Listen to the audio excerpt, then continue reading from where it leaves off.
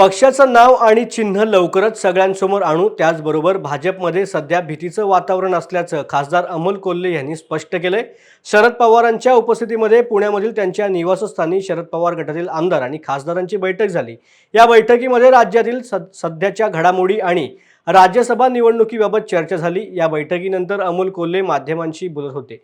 शरद पवार गट हा काँग्रेसमध्ये विलीन होणार याच्या चर्चा शरद पवार गटाने फेटाळून लावल्यात। या संदर्भात बोलत असताना अमोल कोल्हे म्हणाले की विलीनीकरणाच्या बातम्या का पेरल्या जात आहेत हे माहीत नाही, पण जर बातम्या पेरल्या जात आहेत तर शरद पवारांचा दरारा हा कायम आहे। या बातम्यांमध्ये कोणतंही तथ्य नाही हे मी सुरुवातीला स्पष्ट केलेलं आहे, कारण आदरणीय पवार साहेबांच्या नेतृत्वाखाली आम्ही पुढे जातो आणि पक्षाचं नाव निवडणूक आयोगाने जे दिलेलं आहे त्यानंतर पक्षाचं चिन्ह जे काही येईल ते चिन्ह आपल्या माध्यमातून लवकरात लवकर जनतेपर्यंत जाणीवपूर्वक पेरण्यात आल्या होत्या बातम्या वाटतंय। जाणीवपूर्वक पेरण्यात आल्या होत्या बातम्या मला काहीच कल्पना नाही। ह्या बातम्या जाणीवपूर्वक पेरण्यात आल्या होत्या का? ह्या बातम्या राष्ट्रवादीच्या बातम्या का पेरण्यात आल्या याविषयी मला कल्पना नाही देता येणार, पण ही महत्वाची गोष्ट अशी आहे की जेव्हा या गोष्टीची चर्चा केली जाते तेव्हा नक्कीच आदरणीय पवार साहेबांच्या नेतृत्वाचा दरारा, त्यांच्या जनमानसात असणारी प्रतिमा या दोन्ही गोष्टी पुन्हा एकदा अधोरेखित होतात जर अशा बातम्या पेराव्या लागल्या। माझ्या शुभेच्छा। लवकरच तुमच्या समोर येईल। माननीय सर्वोच्च न्यायालयामध्ये सुद्धा या संदर्भामध्ये आम्ही मूव्ह केलेले आहे आणि लवकरच आम्हाला जे काही चिन्ह आहे यातले जे पर्याय आहेत हे पर्याय दिलेले आहेत, त्यातलं जे चिन्ह समोर येईल ते चिन्ह लवकरात लवकर तुमच्या समोर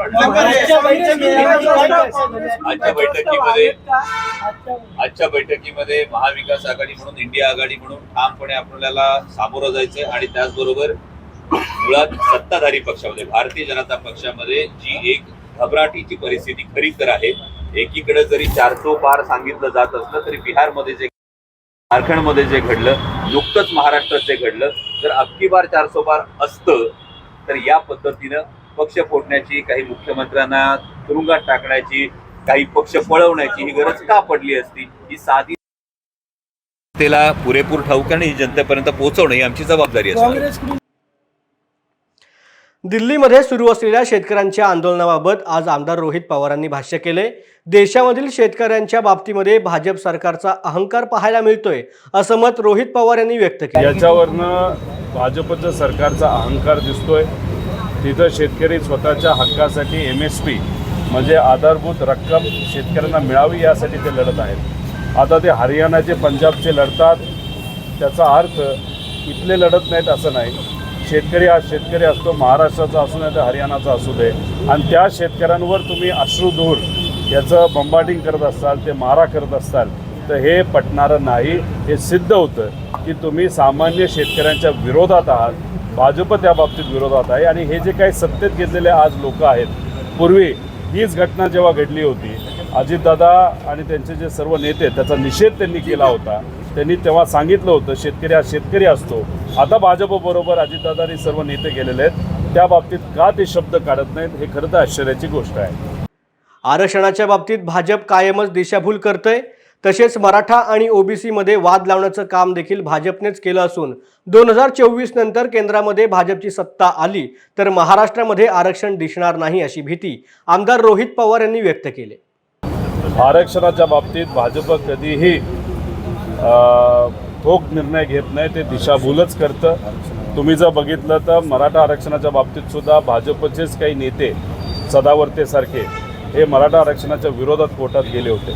OBCचं राजकीय आरक्षण न टिकावं यासाठी सुद्धा भाजपचाच एक जळगावचा कार्यकर्ता कोर्टात गेला होता। त्यामुळे भाजप काय करते तर OBC विरुद्ध मराठा वाद निर्माण करण्याचा प्रयत्न करते आणि भाजपला कुठेही कोणालाही नवीन आरक्षण द्यायचं नाही, उलट जे आरक्षण आहे तेच काढून घ्यायचं आहे असा प्रयत्न त्यांचा राहणार आहे। त्यामुळे 2024 नंतर भाजप सत्तेत केंद्रात आल्यानंतर कुठलंच आरक्षण राहील असं आम्हाला वाटत नाही। एवढ्या लेवलला राजकारण भाजप जाऊ शकतं आणि संविधान आणि सगळे आरक्षण भाजप काढेल अशी भीती आम्हाला सगळ्यांना वाटते।